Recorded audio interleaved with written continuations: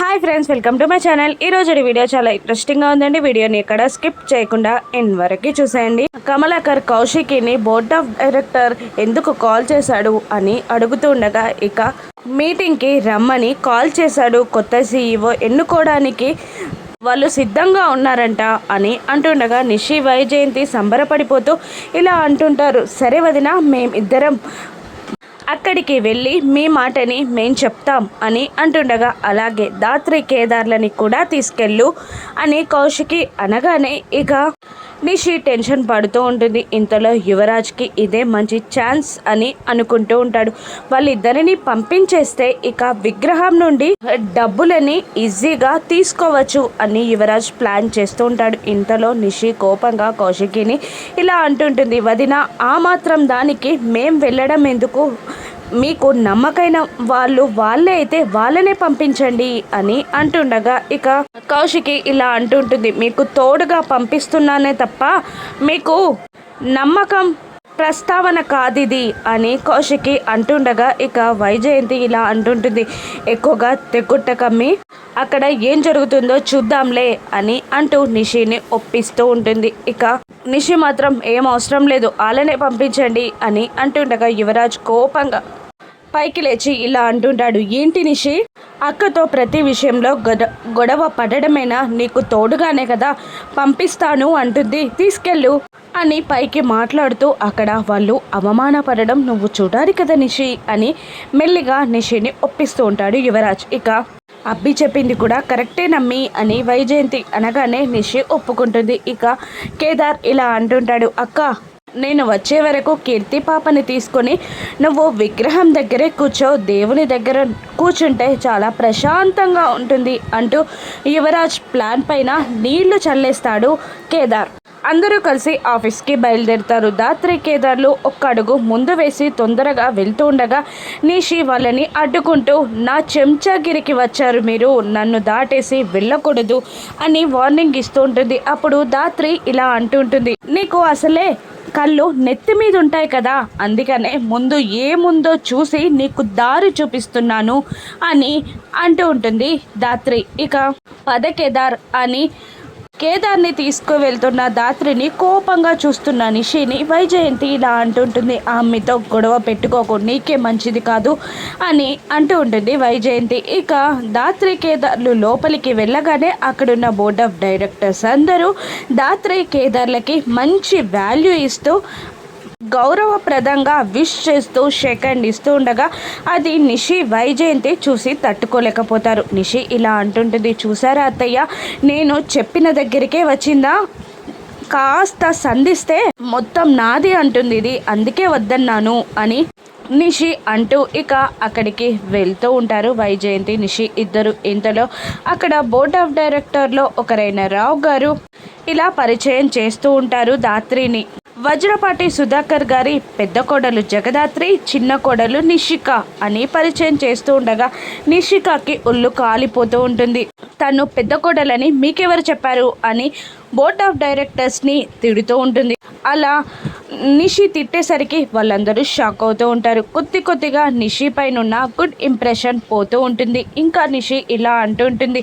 మీరందరూ వర్కర్స్ పైనే కాన్సన్ట్రేషన్ చేస్తారా, యజమానులని ఎవరు పట్టించుకోరా?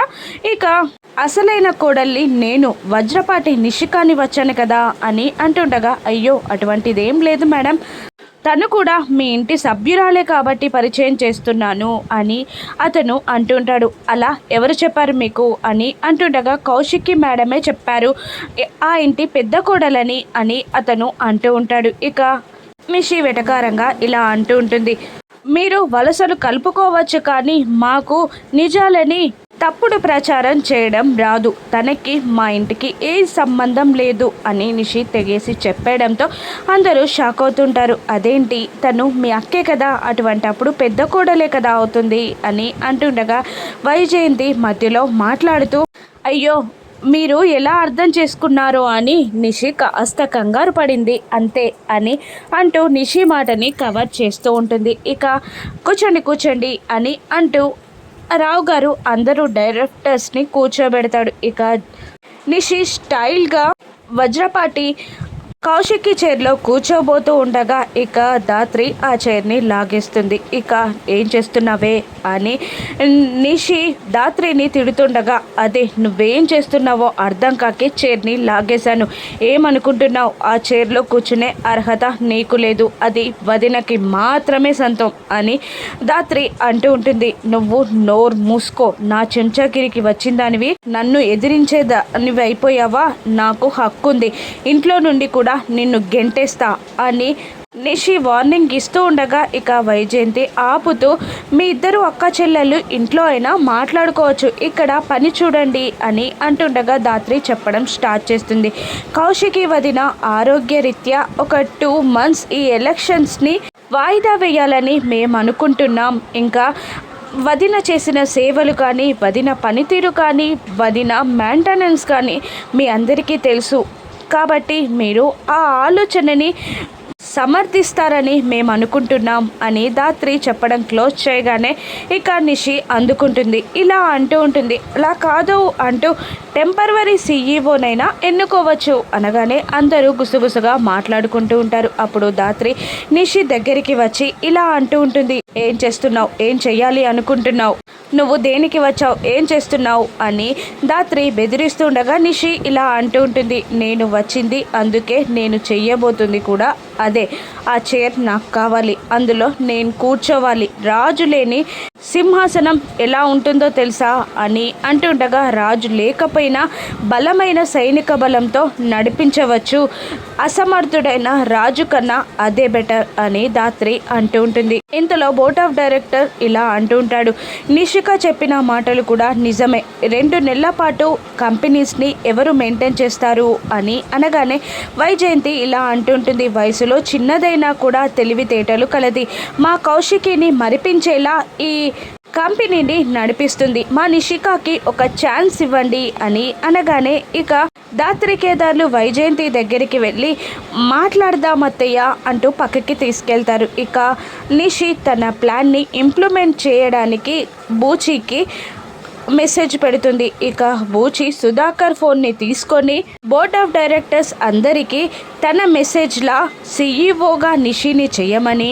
ఇక కాచి కౌశికి మెసేజ్ నుండి అదే మెసేజ్ సీఈఓగా నిషిని చేయమని పంపిస్తారు. ఇక అందరూ గుసగుసలాడుకుంటూ ఉంటారు. ఇక మళ్ళీ ధాత్రి రాగానే ఇలా అంటుంటారు వారందరూ, మేమందరం కొత్త సీఈఓని ఎన్నుకోవాలి అనుకుంటున్నాం, కాసేపు చర్చించుకున్నాక మిమ్మల్ని పిలుస్తాం అని అంటూ పక్కకి వెళ్ళిపోతారు. ఇక ధాత్రి కేదార్లు ఆలోచిస్తూ ఉండగా నిషి వైజయంతిలు వాళ్ళని చూసి నవ్వుకుంటూ ఉంటారు. ఇక అప్పుడే ఒక బోర్డ్ ఆఫ్ డైరెక్టర్ రాగానే ధాత్రి కేదార్లు మాట్లాడుకోవడానికి క్యాబిన్లోకి వెళ్తారు. అది చూసి వైజయంతి కంగారు పడుతుండగా, ఏమీ కంగారు పడొద్దత్తయ్యా, వాళ్ళు తీసుకున్న ఏ నిర్ణయమైనా క్యాబినెట్ నుండి బయటికి రాకూడదు, అది రూల్ అని అంటూ ఉంటుంది.